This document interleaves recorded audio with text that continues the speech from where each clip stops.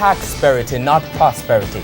Portia Simpson-Miller criticizes the government's new budget while defending her legacy.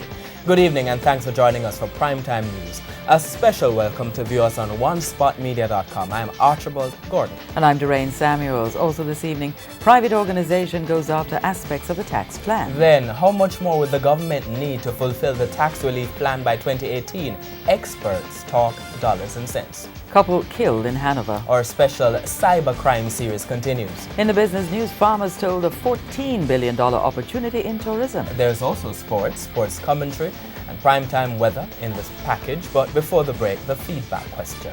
Do you have any issue with the International Olympic Committee keeping the samples of athletes for 10 years to retest as drug testing improves? Share comments online, facebook.com/television Jamaica, and tweet us at Television Jam.